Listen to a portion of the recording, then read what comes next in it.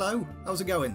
In today's video, I'll be covering a whole bunch of stuff. The Exiles' Refuge, Crash of the Genedar, the Council of Exarchs, and the founding of Shattrath from Chronicle Volume 2. Let's dive into some Draenei lore, shall we? Let's go! I'm going to skip a little bit because we've heard it before, but as a quick recap, Velen and a whole bunch of Eridar escaped Argus on their spaceship and called themselves Draenei, which means exiled ones. Remember? So, after their escape, they spent thousands of years fleeing the Legion whilst seeking refuge in the cosmos. They travelled between the physical universe and the twisting nether on the Genedar. This Naaru-powered fortress could transport the Draenei across vast distances. They'd successfully evaded almost all contact with the Legion in their journey, and the demons had little luck in tracking them. The Draenei had 3 Naaru aiding them: Kure, Kara, and Dor. What kind of a name is Dor? With the Naaru's help, they could sense the approach of their hunters. Every time this happened, the exiles would bloody cheese it and disappear into the stars. Velen knew that his people could never resist the Legion with force until they found a world to settle. Until then, the Genedar was their only true home. But travelling through the cosmos required a ridiculous amount of energy. This was a heavy burden on the 3 Naaru spirits, and over time, they weakened. As their energies flagged, the Genedar threatened to fall apart. The time for running was over. They found a world that had not yet been touched by the Legion, and called on their dwindling powers in an attempt to reach it. Velen and his people would name this world Draenor, or Exiles' Refuge. On this final journey, Kara lost its connection to the light, and void energies began to consume it. This is actually quite common.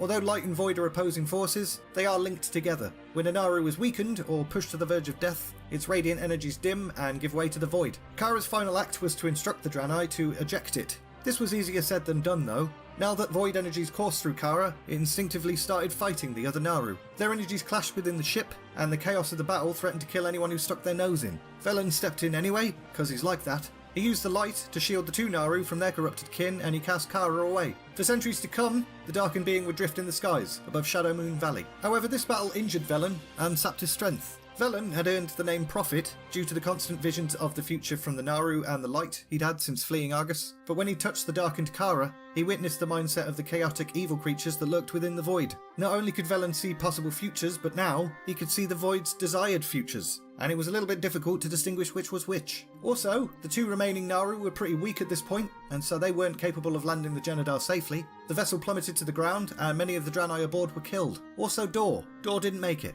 Sorry. When the smoke cleared from the crash site, all that remained of the ship was a crystal mountain. The Draenei who survived emerged from the ship and looked at this strange new world. Kure told them to get a bloody move on. It was decaying much like Kara had, and it didn't want them to be exposed to the void. Velen and his Draenei were now truly alone, and as far as they could tell, this was the last world they'd ever see. Velen, despite his injuries, led his people onward. Their surroundings were vibrant but dangerous. Velen created an order called the Rangari, survivalist scouts who would explore their unfamiliar home in search of resources and threats. Velen also decided it was probably for the best if he wasn't the only leader of the Draenei. This was mainly because he could no longer trust his visions, and so his judgment was a little flawed. He formed a council of sages who would oversee different aspects of Draenei culture. The first of these Exarchs was Nael, the leader of the newly forged Rangari. She led her followers by example, spending most of her time in the wilds with the other scouts. The second Exarch was tasked with guiding Draenei engineers, known as artificers, in building armour, weapons and settlements. Hataru was extremely skilled, and he'd already learned how to shape Draenor's raw materials. One of his first creations was Arcanite crystals, which were like little arcane energy batteries.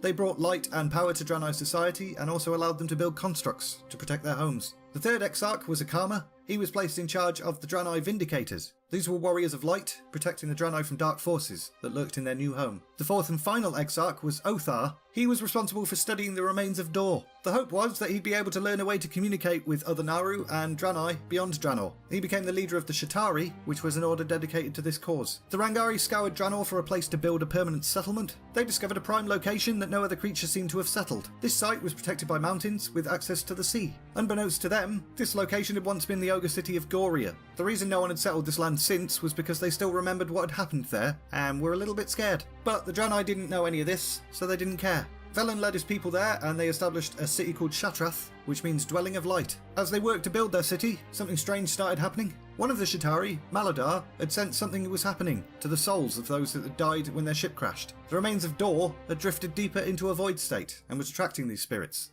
Even weirder, once the souls arrived at Dor, living Draenei found that they were able to communicate with their fallen brethren. Nothing like this had ever happened before in their history. Velen immediately advised Maladar and the Shatari to get Dor's remains out of here. They found a location on the outskirts of Terakar Forest that seemed a safe distance from any other civilizations. There, they built a mausoleum to house Dor. When they placed Dor inside the tomb city, the Draenei spirits followed. This site became known as Orkandun, which means a home for the honoured dead. Maladar was named as the 5th Exarch on the Draenei Council. He would lead an order called the Orkanai, and they'd be responsible for communing with the Draenei dead and protecting their souls from harm. And we're leaving it there! So that was great, lots of information about the Draenei, and we've laid the foundation for a number of stories moving forward. In the next Volume 2 video, the Draenei kind of realise their crash might have caused a bit of a problem, and they make contact with the other races. We'll also see the Orcs' perspective on a couple of these recent developments. Sounds fun.